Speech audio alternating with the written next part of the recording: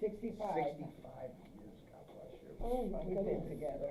I have changed. God bless you. Oh, I think I have changed. Over 65, you tell them if you start from the time I met you. Thank you.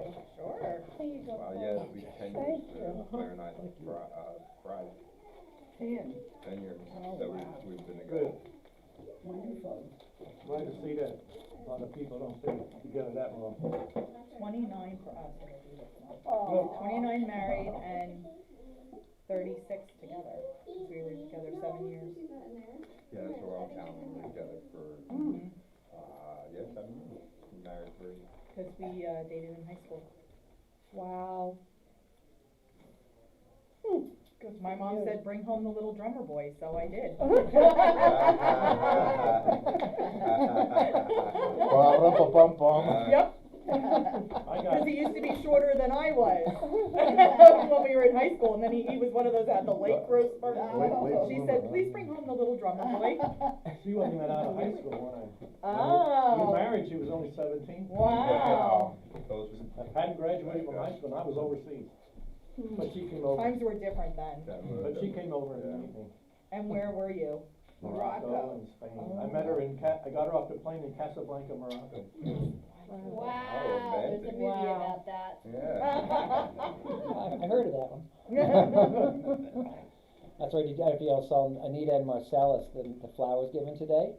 This Thursday is their 72nd anniversary. Wow. And I congratulate him at the back door. That counts. That counts. That's so cool. Hey, come on over here, Rich. Sure. All right, well, let's go ahead and get started. I put that phrase up on the board. I think it's a Native American saying, and that's probably a little bit paraphrased, but the idea is that if you share a burden with someone else, it makes you feel better. And if you share a joy, then it makes, it multiplies, and everybody shares that joy. So there's been a little bit of both of that in this whole journey. Just a little background. For years, while the kids were young, and as I'm working in the church and learning about Martin Luther, I thought, well, wouldn't it be a really cool idea to write a musical about Martin Luther, much like Alexander Hamilton?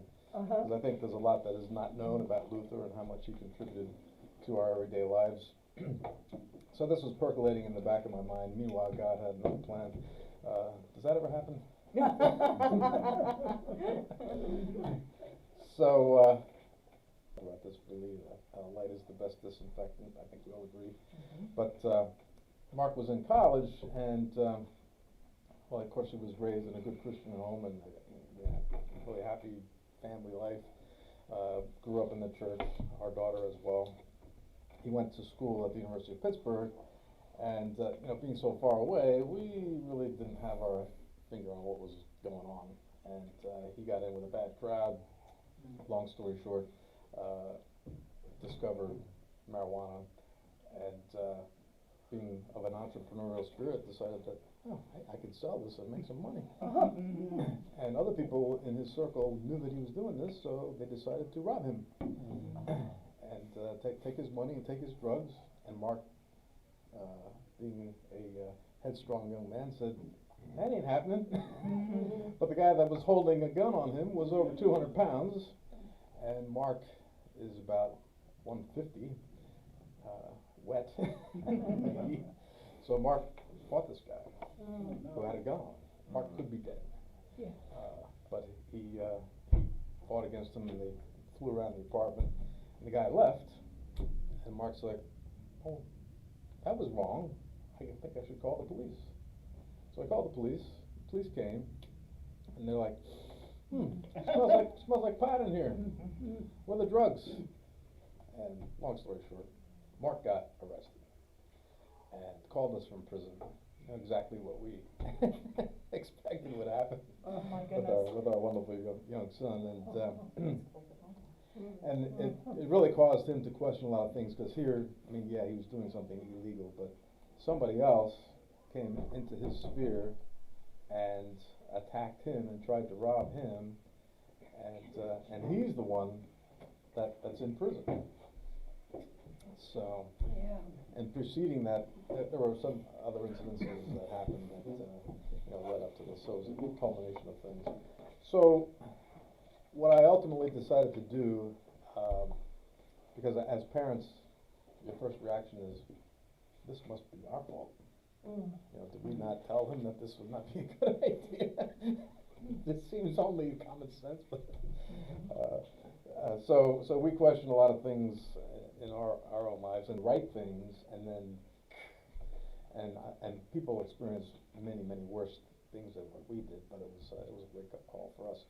So what I decided to do, as I looked deeper and deeper into this whole concept of God's unconditional love and grace, was to write a story that's structured as a present-day story, and then bring Luther into the conversation to show that really Luther and people of his time, in the 15th and 16th centuries, 16th and 17th, no, 15th and 16th, yeah, thank you, dealt with matters that caused them to ask the exact same questions that we answered today. And Luther, it's amazing, had a lot of perspective, a lot of answers that can help us, I think, as we deal with issues. So, so that's kind of the backstory. I decided.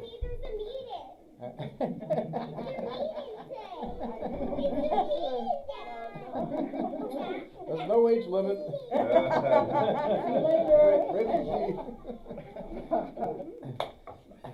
So I was going to collaborate, just to continue the long story, with someone to write the story, and I was just going to write the music because that's my first love.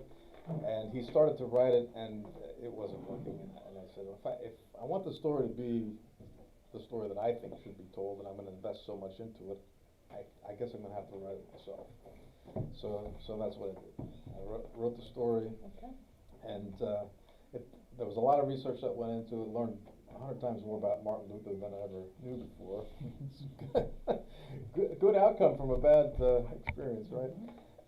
And then I extracted a script from this, but as I was writing the book, I knew that I wanted to have this be a theatrical stage presentation, so it's intentionally short.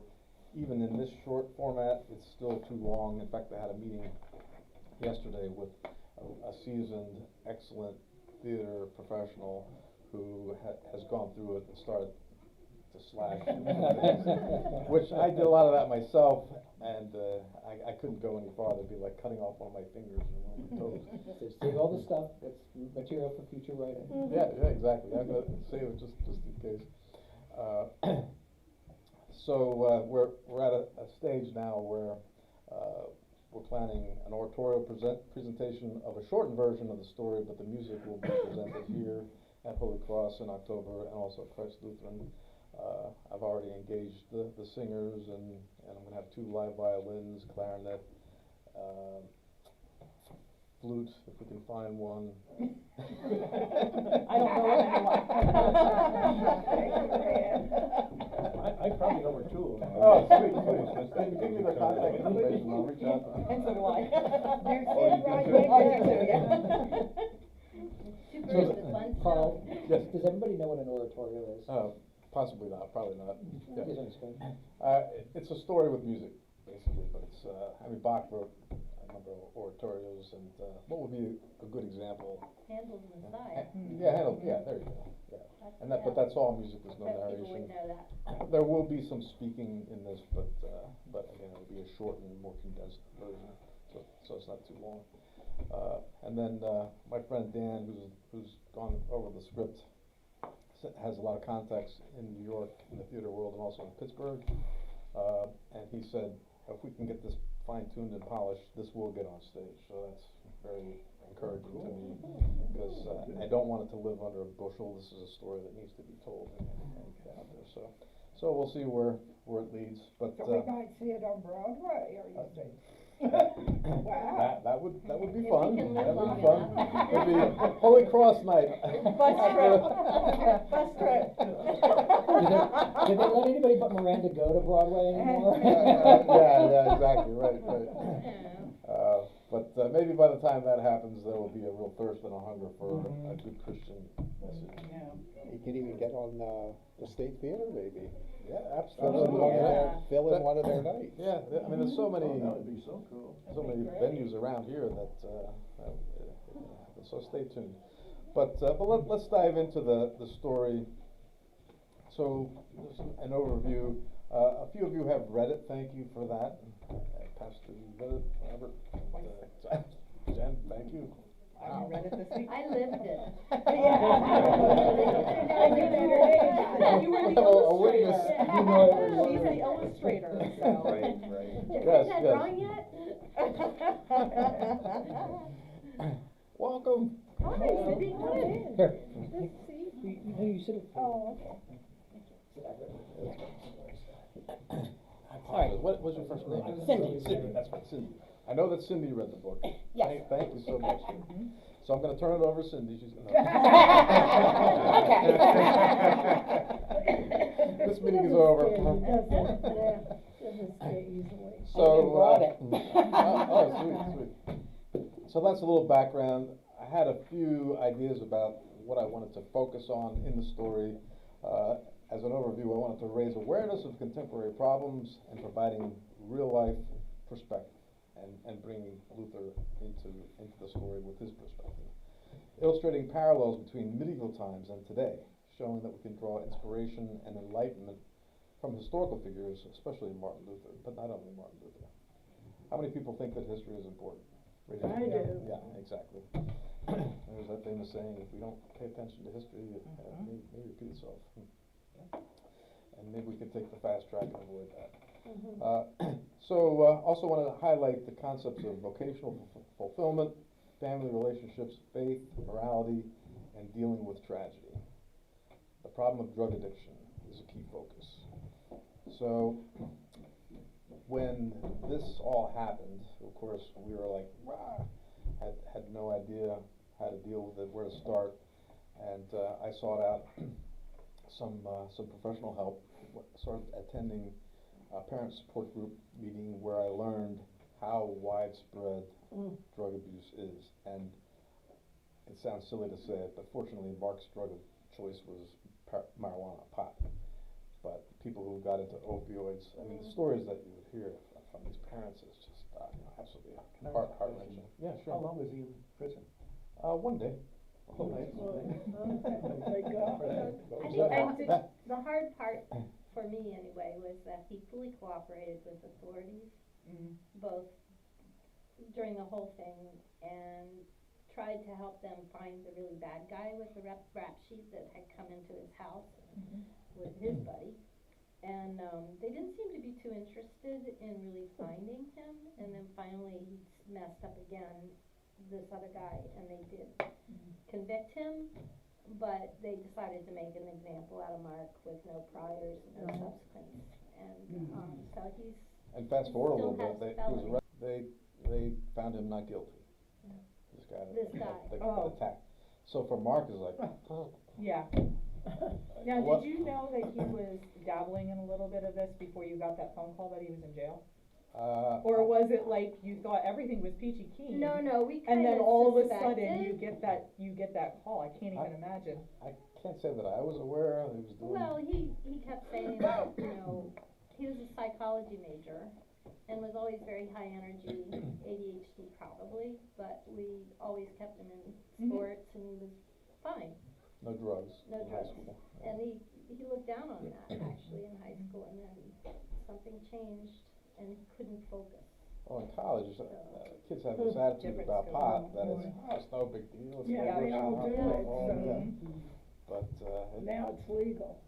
Well, But- Well, and that's and part of that's the the other argument part of it. too. He Yeah. thinks, well, it's legal some Right, places, yeah. it'll probably be legal here. Yeah. No big Right. deal. I'll just buy it and sell We it. had an 8th grader bring some in at our school in a vape, Mhm. Oh. and Wow. so 12, Yeah, 13. and it affects their brains at that Mhm. age, Yep. when they're in that development phase. But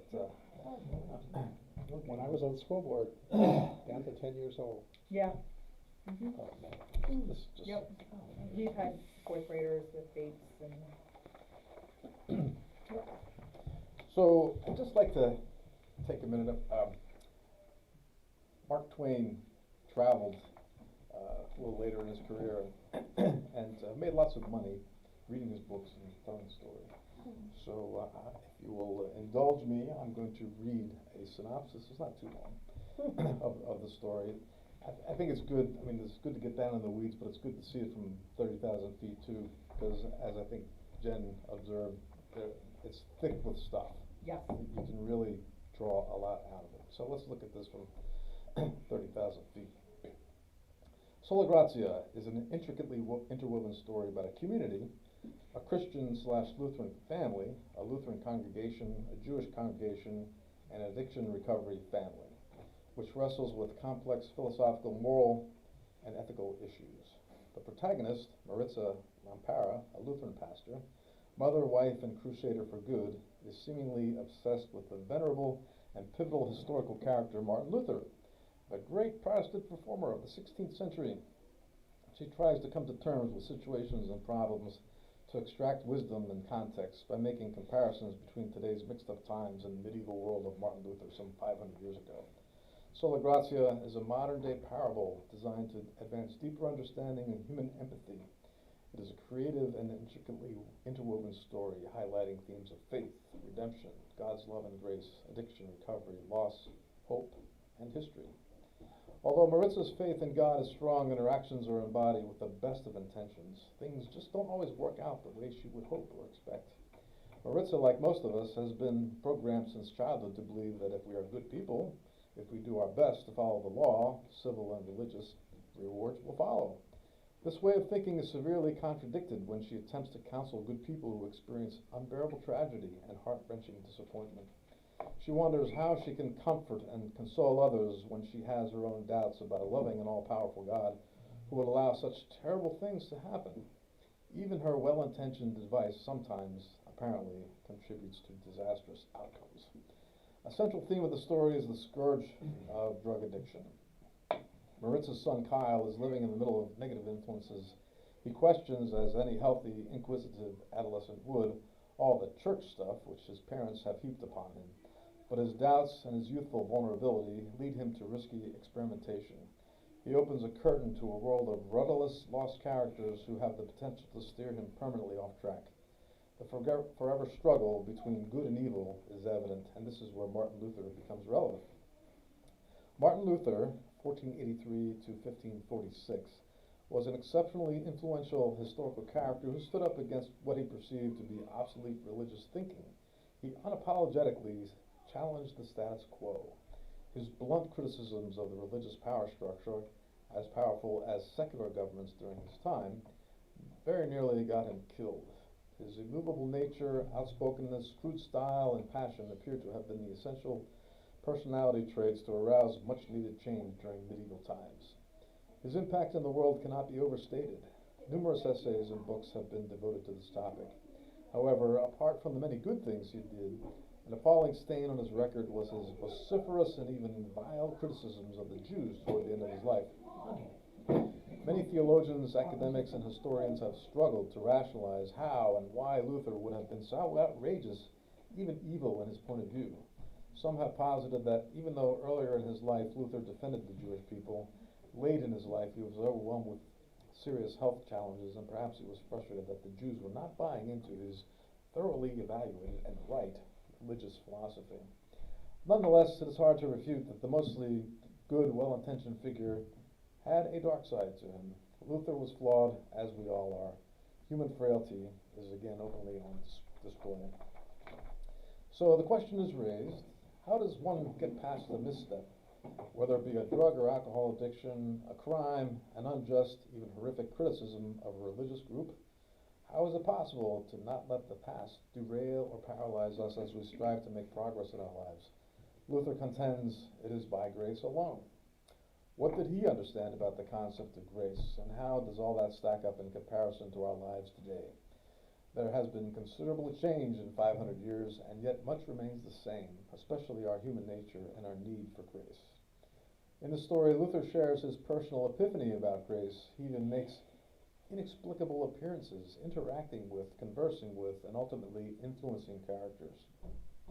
Perhaps there is redemption even for a flawed Luther, as he attempts to impart wisdom on present-day people, to inspire a disillusioned church leader, to give guidance to an insecure young man, excuse me, and even to prompt a murderer to commit one final act of unselfish heroism, rescuing a Jewish cantor from certain death.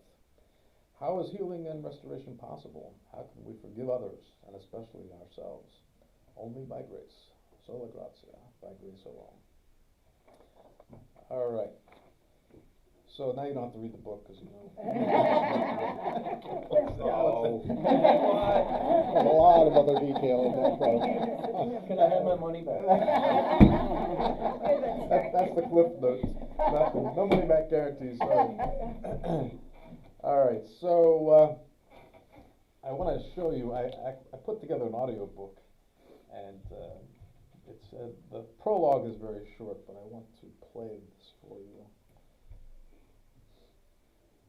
And you recognize the narrator.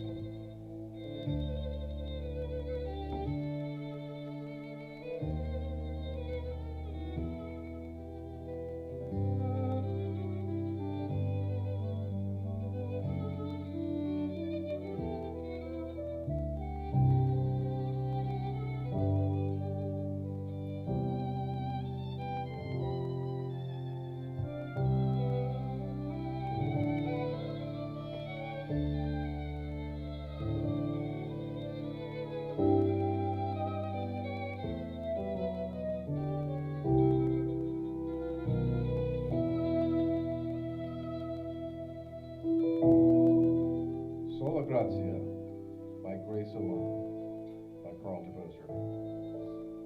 Prologue. In many ways, it was the worst of times, medieval times. Some say today is the worst of times. Definitely not the best of times. Inevitably, every person perceives life from a subjective and egocentric vantage point. There is a natural tendency to think our troubles are the absolute worst. But certainly, the insight expressed in the Bible, in the book of Ecclesiastes, is true. All things are wearisome, more than one can express. The eye is not satisfied with seeing, or the ear filled with hearing. What has been is what will be, and what has been done is what will be done. There is nothing new under the sun. Is there a thing of which it is said, see, this is new? It has already been in the ages before us. It was the age of wisdom. It was the age of foolishness. It was the epoch of belief. It was the epoch of incredulity. It was the season of light. It was the season of darkness. It was the spring of hope. It was the winter of despair. Charles Dickens, 1859. A Tale of Two Cities. Undeniably, there has been a time like this, when a measure of light has had the power to assail the night of hopelessness and sorrow. The power to transform, to heal, and to redeem. This is an interwoven story, with colorful threads both ancient and modern, embroidered together in a patterned literary quilt, a blanket of interlaced fibers and bolstering cloth. It is an offering of wisdom and hope in a troubled, chaotic world, a chirpy finch fluttering in a cheerless, dismal prison cell.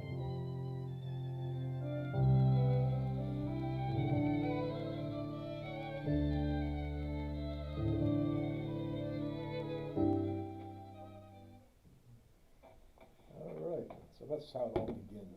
So of setting the stage. And then the first chapter is about Maritza. Maritza is introduced. So if you want to follow along, it's on page 5. I'm just gonna, just this one chapter, it's a short one also, I'd like to read this. Pastor Brett, maybe some of these reflections will resonate with you in your life. Chapter 1, Maritza the Lamp. Life is a conundrum. Every day, ordinary people contend with perplexing and troubling issues and situations which others have similarly faced throughout the ages. It has been a ubiquitous struggle spanning generations to survive, first and foremost, to fix, to learn, to experience, to grow, and to be fulfilled before time runs out. Might one even be remembered? In a mid-sized northeastern urban community in the United States, a Lutheran pastor, Maritza Lampara, ministers to her church family. She enjoys her work. Over time, she has been drawn to her vocation within the context of important philosophical and theological questions. Why were we created and by whom? What or who is God? How can I inspire others to do the right thing? What is the right thing? Can we earn God's favor by doing good for others? What is the purpose of suffering? How can I hearten those living with disappointment, fear, and tragedy? How can I make the most of this gift of life? She has only the best of intentions. For many years, she has been particularly intrigued by and interested in the reform-minded former monk, Martin Luther, not surprising since he is Lutheran after all, who risked everything, even his own life, to stand up against corruption and religious wrongheadedness. She has extensively studied his writings and others' commentaries about him in college and in seminary, and at other times in preparation for classroom discussions and sermons. He was conflicted and iron-willed, and sometimes wrong-headed himself, an imperfect and tenacious man of his time, who utilized his intellectual talents, debating ability, and his deep love for the church to ignite reform of an archaic religious system exploited by the privileged and powerful. Not surprisingly, even a religious leader like Luther was not immune to troublesome ambiguities and ironies. In fact, anyone who is seeking to make sense of it all by studying history and Luther is going to encounter roadblocks, detours, and contradictions. It's just the nature of things. Life is complicated. Human beings are flawed. They disappoint. Even the most exemplary among us are simul justus et peccator, at the same time both virtuous and imperfect, both righteous and sinful. Martin Luther fit this description. In some ways, like Luther, Maritza is driven toward improvement, toward perfection in herself, her marriage, her church, and especially in her son. See the parallel there? She cannot resist an occasion to try to fix what is broken. Sometimes she marvels at others' disinclination to want to make their lives better. They simply accept things as they are. Why would anyone be concerned about other people anyway? It's simply her nature. She can't help being helpful. Her helpfulness has conditioned some of her congregants to think that she has the capacity and wherewithal to fix their problems. Of course, this is quite impossible. It can be a disappointment for the sheep of her flock when they realize this. There are times when she gets knocked down, when she feels deflated and discouraged, when darkness overwhelms the light. It is during these times that she draws inspiration from the Bible, especially from chapter 61 of the book of Isaiah. The Spirit of the Lord is upon me, because the Lord has anointed me. He has sent me to bring good news to the oppressed, to bind up the brokenhearted, to proclaim liberty to the captives, and release to the prisoners, to proclaim the year of the Lord's favor and the day of vengeance of our God, to comfort all who mourn, to provide for those who mourn in Zion, to give them a garland instead of ashes, the oil of gladness instead of mourning, the mantle of praise instead of a faint spirit. All right, so that's Maritza's the main character, and she has all these questions, and hopefully we'll find some answers. Now, and it just reminds me, this book does not have any answers. Only questions. But that, in my mind, is how we do discover truth, is by asking the questions and then delving in, not just accepting things at face value. So, why, I mean, you all, I'm sure, know some things about Luther. Why do you think that he is important? I mean, he's a lot of churches are named after him. I think the last count was there like 35 different Lutheran denominations. There's at least, I can count at least 23. I can pull out the old directory and find those micro synods. Yeah, that's in America. Yeah. If you go worldwide, it gets a lot. Yeah. They multiply quickly, because Right. we organize nationally or regionally and can have overlapping jurisdictions. Right. So, So, any thoughts? Why do you think Luther is important to Lutherans, but maybe to society in general? Is there any contributions that he made that you can think of? I think he stuck up for the normal person, Mm-hmm. Right, the average the person. average, Right. the average Joe, you know? Right. What would be an example of that? The way he stood up to how the Catholic Church was being run at that time. Mhm. And I see a connection with him, because that's where my frustrations lied before I came here. Mhm. And I was really not questioning my faith in God, but questioning my to the Catholic Church. your trust in the My trust- hierarchy. Yes, most definitely, and that was, the time period when all these priests were getting in trouble for certain actions that they did, and, I had a really difficult time with that, and the response to some groups that I went to was, well, how are you going to fix it? And I shouldn't have to fix it, I didn't do anything wrong, but that was kind of the attitude, and that really bothered me. Sure. You're but- off the Bible to the average. Yeah. Exactly. Translation. Right. Thing, Yeah. I think. One of the biggest things I can think Yeah, when he was in isolation at the Wartburg Mhm. Castle, he Yeah. translated the New of. Testament. Unfortunately, a lot of people couldn't read, but, That was changing though, the yeah, middle it was class was changing. growing. Yeah. And that's another, he was actually he was a massive advocate, both he and Katie, for education, particularly women. Mm-hmm. They were very ahead of their time in that way, really advocating it. I think also I mean, if it wasn't for the foundation of principles that he set in motion, we wouldn't have had the Age of Enlightenment. Personally, I mean, Hobbes, Locke, Rousseau, these things, this dance between government and its people, right? Well, what's the role of government? Prior to that, it was governments to control us, that's it. Right. Government, And the church. the monarchs, the Yeah. church, Yeah. right? I mean, there was division within the monarchs and the church, and the popes, right? The papacy, the papal states, and the popes. But it wasn't until his cultural revolution of, hey, the people have a say, did we actually get to the point where we are, we did in the 17th and 18th century, where the people actually started forming governments Yeah, the whole themselves. idea of self-government. Yeah, Right. I think could be traced. And that's why personally I think that we see a massive difference in countries that were established by the papal states, right? South America and whatnot, by Spain, which was heavily Catholic, as opposed to the United States, which was established by Protestants, because we do have a spirit of power to the people, Freedom of religion. right, as opposed to let's follow one man. Back in Martin's time, the government and the papacy were just about one, because they controlled everything, I mean, They were certainly all the deeply governments and enmeshed. everything. Yeah. Deeply enmeshed, yeah. Amanda? I think he taught us to question and trust scripture rather than what the church was telling him, Right. and just do it, yeah, because he really struggled with that. I saw things from two sides. I was forced to go to Catholic,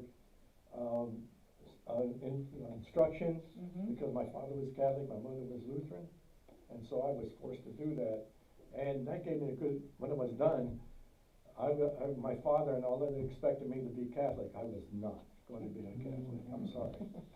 I just didn't go there, couldn't believe it, some of the things, and I was indoctrinated, going through Lutheran catechism and things, and I felt I was enlightened, that's just the way I felt. Well, Luther taught the common folk, if you look at the indulgence, where you had to pay to your indulgence, they were so poor they had nothing, but yet the little bit that they had, they were giving up, just so they would be accepted by the Lord. And he taught that with all of his teachings. He taught that that was all totally wrong, that they were being taken over by They were being humans, exploited. Yes. not by God. And It was that fear factor. yeah, and it's he taught so Mhm. much with that, and then by putting the Bible in the common people's hand, he was able to use what he was preaching, but he was able to show them what was in the Bible where they didn't see that before. And he was just a huge influence of every day in their life, not just in their religious education either.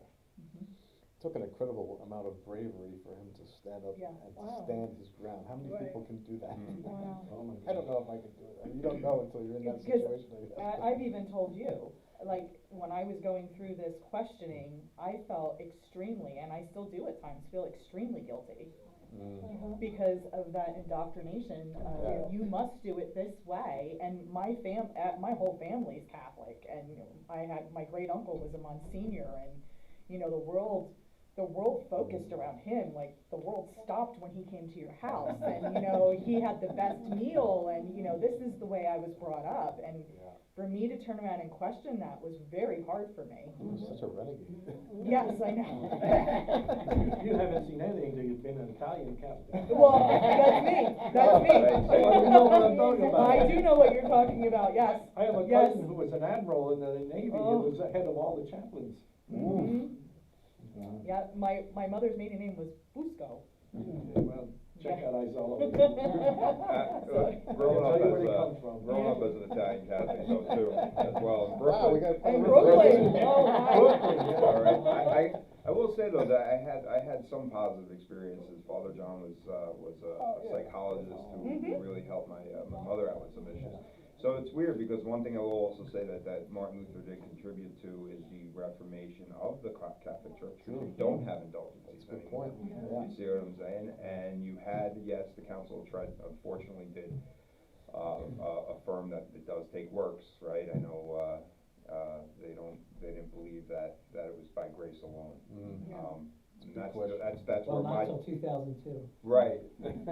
Was it 2002? I thought that's what it was. When was it? Well, I thought it was. Joint affirmation on the Declaration of Justification. Oh, okay. Yeah. It wasn't at the Second Vatican then? The Second Vatican in the 60s? No. I know they. It was much later. Oh, okay. Yeah. Wow. That's Wow. crazy. I know We they adopted. ratified it, and it was ratified, the 15th anniversary of it was the 500th anniversary Wow. of the posting of the 95 Theses. Yeah. So officially on paper, the Lutherans and the Catholics have kissed and made up. Yeah. I mean, when I Social say media, not so much. officially, huh? Interesting. Social media, not so much. There's a No, lot of not so much on Catholics social media, yeah. and Protestants that fight. I'm like, come on, people. Well, yeah, exactly. But part of it is that, what it comes down to now is a technical question of how, because one of the realities for the Catholic Church is they can't back up, they can't back up from a position. They can't say, we were wrong on this. Right. Because the church is supposed to be infallible, at least in council, right? So, so they can't officially say that works don't count now that Trent said they do. So now they have to say, how do they count? And what they're saying now is that the way I understand it is, well, it's grace working itself out in works. That's what Lutherans have been saying. Right. So, Sounds like 1 John too. Yeah, exactly. Yeah, because, I mean, one of the realities for Lutherans is that we try not to say more than Scripture says, which makes us unsatisfying to certain types of Protestants too. And Thomas in the Catholic Church, for that matter, is that we're like, oh, Scripture doesn't give us enough evidence, we can't tell you anything about that. You can have an opinion, but we can't back it up with Scripture, so we can't say anything official about it, right? So, Yeah, so your point is very well taken. I want to lift that up. this is not a Catholic bashing. No, Okay, no. Not at all. And Catholics and other denominations is good, and we're gonna criticize them for what we think is bad. Lutherans aren't all perfect either, most of us. You excluded. Definitely Right not. to the point about Catholics and Lutherans kissing and making up, who speaks for the Lutherans? Because, Yeah. you know, this group signed the document, and that group didn't sign the document, Yeah. da-da-da-da-da, Yeah, so it's it's like, just a, yeah, it's a right. big bowl of Yeah. soup, right? Yeah. Some. So the other thing is, I have to say that I didn't really understand this concept of grace until I got inserted into the situation. I mean, we say it remotely, and yeah, that's great, good, God's love, check all the boxes, it's good stuff. But this experience really caused me to look really closely at this issue, like, when we look at our son, for example, who did stupid, bad things, we still love him. I love him probably even more, because he has lifted himself out of that situation. And he's in a good spot now for being emotional. I must be a musician.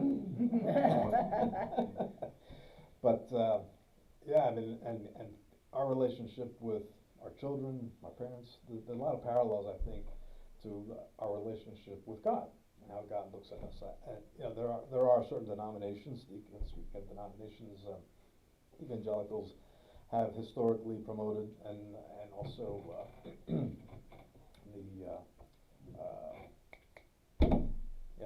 Utah folks. I'm having a Mormons. And even probably not even them. More so the what is Michelle? Jehovah's Witnesses. Yeah, right. A judgmental, punishing God. You do something wrong, not only gonna feel the pain of whatever that was that you did wrong, but now I'm gonna punish you in another way. And that just is. If your toddler puts their hand on the stove and burns their hand and is crying, are you gonna smack them on the head? No, you embrace them and comfort them and say, now, okay, what have you learned from this experience? Some lessons Don't- harder than others. Don't do that again. I thought it was kind of fortuitous this conversation is happening today. Yeah, exactly. It was the Holy Spirit at work. Serendipitous there, yeah. Yeah, definitely. So Grace, it's, yeah, I mean, we still love our son, God still loves us when we make missteps, and, yeah, what have you learned from this experience? And of course, the naysayers will say, well, if God loves you no matter what, what's the point of doing good works? And that's where that whole conversation comes into play.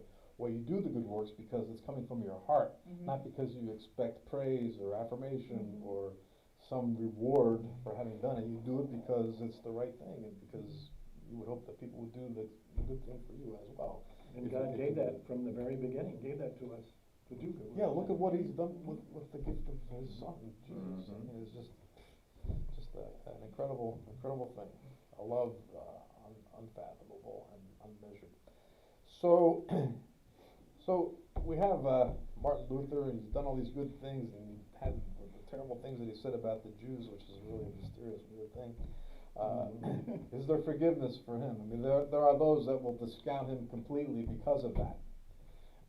I approached Muhlenberg College about possibly doing some workshop work on my project, and they're like, Martin Luther, you know, a third of our students are Jewish, and he said some bad things about the Jews, so no, we're not gonna do that.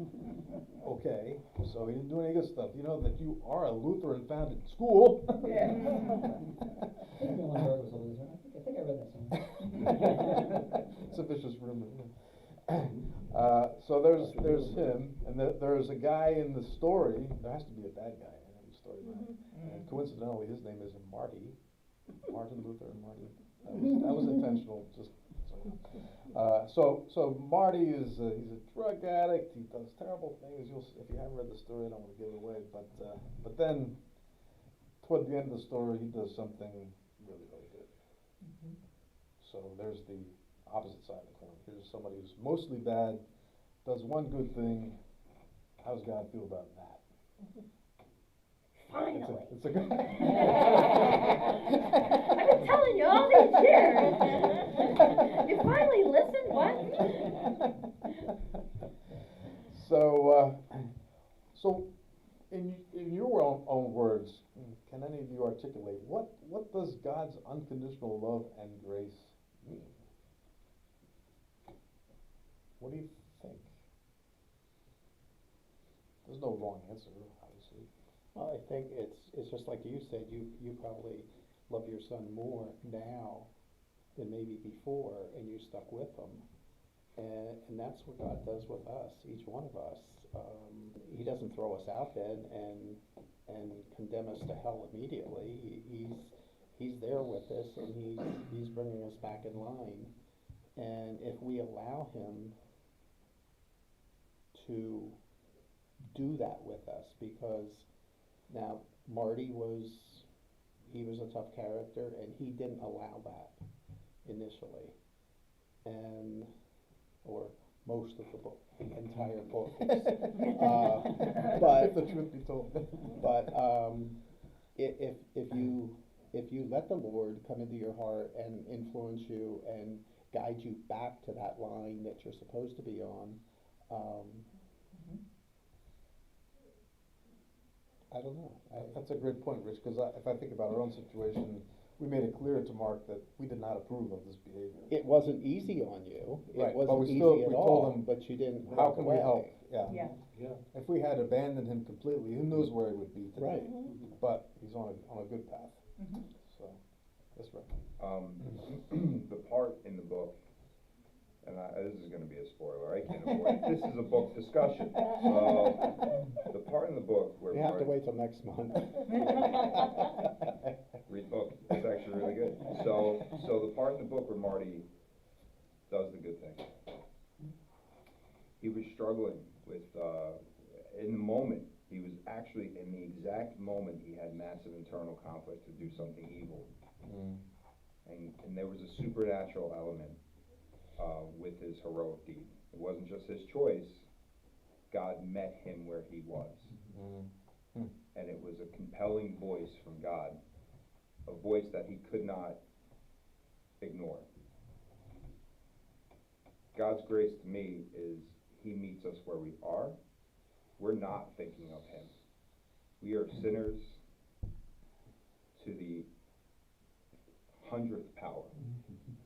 The day that we are converted, the day that we fall to our knees, the day that we accept, how do I put this?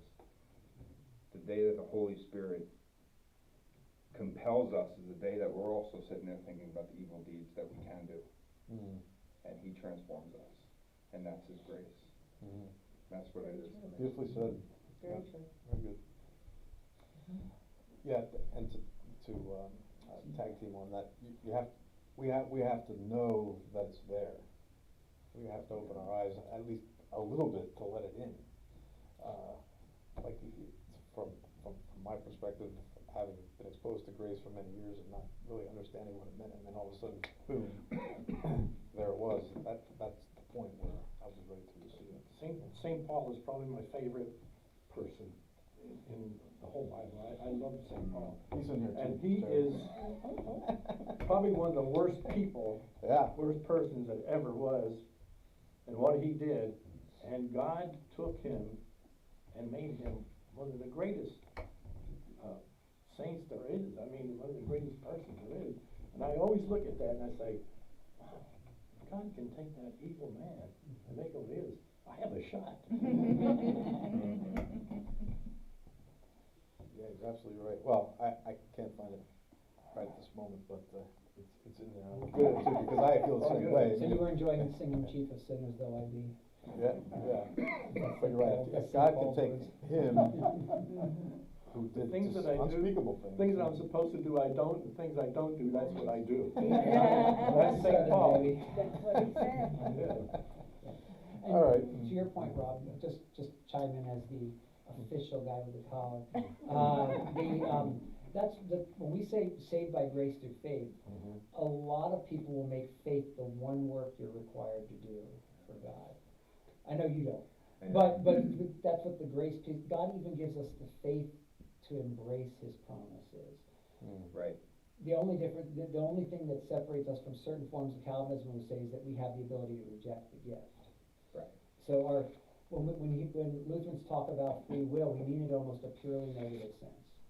Because the only thing you can do with your free will is throw away what God's given you. God's given you the ability to even embrace his promises. And he does that, to your point about receiving the gospel. There's moments in our lives when we're more open to it, but we receive it every time we hear his word. Every time we hear the promises preached, which is why, as a Lutheran pastor, I'm required to make sure that promise is in every sermon. I'm never allowed to just teach something from the Bible. That's not a sermon, that's a Bible study. A sermon proclamation is, you're a sinner, God loves you, and here's what he did to bring you home. That's it. Every sermon. Every Lutheran sermon should boil down to those two things in some way. No matter how complex the other stuff is. You can do teaching with that, but but you're not allowed to leave that stuff out. So that's actually a really good segue to the last point I want to make out of respect for our time. We have a day ahead of us. One of the reasons, again, that I wanted to do this was to lift up these concepts in a way that maybe can reach people in a way that it couldn't otherwise. I think art has the ability to do that if it's done well. I mean, it can be done to relay some terrible messages and to influence people in a negative way. But my goal was to lift up these issues, and hopefully people will walk away with a deeper understanding, a deeper appreciation due to our experience. So that's the beautiful thing about the arts, and I thank God for the abilities that He's given me, musically and artistically to lift this up. And to recognize when I need other people's help, to put it together. It's funny, my recording engineer said, yeah, you know how at the end of a movie, there's all these hundreds of people that are listed? He said, when your movie is done, it's going to have your name on it. I said, no, it's not going to work, because collaboration produces a much better product in the end. So I have 18 other questions, which we won't get into today. We'll save it for the next time, and I hope that you all can come back. Do you agree this is a worthwhile conversation? Yes, absolutely. I so appreciate your feedback, and it helps me to gain some additional insights as well. I feel like I'm succeeding in having done this. It raises the questions and brings us to some unique and deep conclusions. So to bring you all to tears at the end. You've done that to me. We'll save that for next time, Rich, okay? Yeah. Rich and I have a story to tell. But there's a song, the theme song, the main song in the show is Sola, Gratia by Sola. And pick up if I can't say it. I remember wanting to say. So Mark sang this song and recorded it. So let me pull it up. We don't have to do the whole thing. No, I won't play it.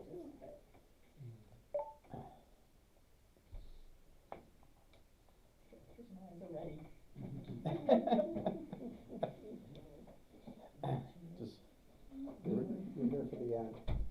He came for the music, it's good. He came for the music.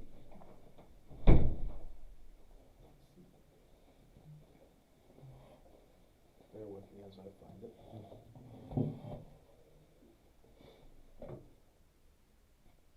You're on camera.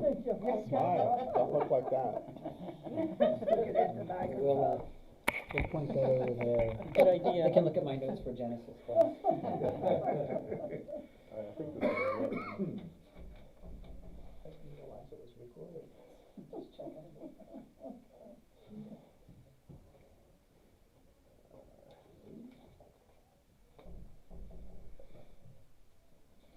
Technology is great. Somebody's at the door. Yeah. Oh, I don't want to.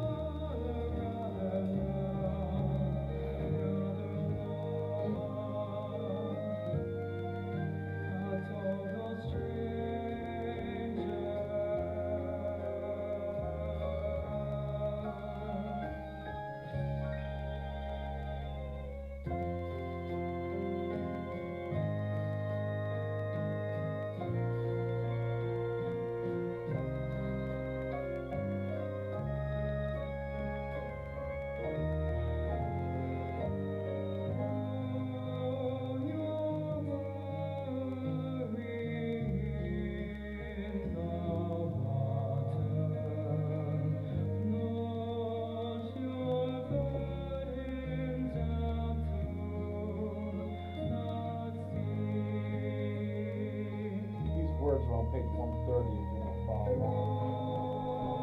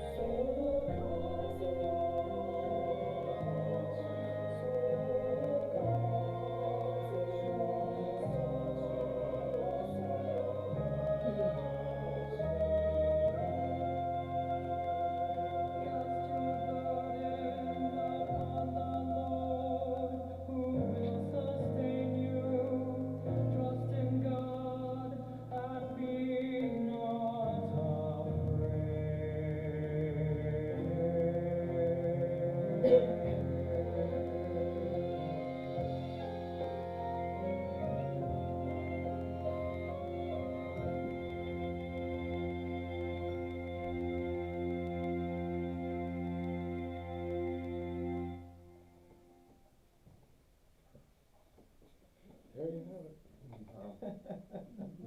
It's a beautiful voice. Was that That was your son? Mark? Yeah. Yeah. Wow. Takes after his mother. Yes. Wow. No. Yeah, he has a beautiful That was voice. beautiful. So, And I think it was tricky for him to record it. I think he had to kind of dig deep, you know, 'cause he probably learned something about the whole thing and about himself just going through that. sure. Yeah. And I think also the chorus, as I'm listening to this for the millionth time probably, I think the chorus is community. Throw your worries in the water. Yeah, just like we as community, as family, children of God, to support people, Sure. to, you know, give them the opportunity to discover more about themselves by having the comfort of knowing that there will be people there to catch you. Sure. One of the purposes of the church, hopefully, Yeah. to support and uplift each other. Yeah.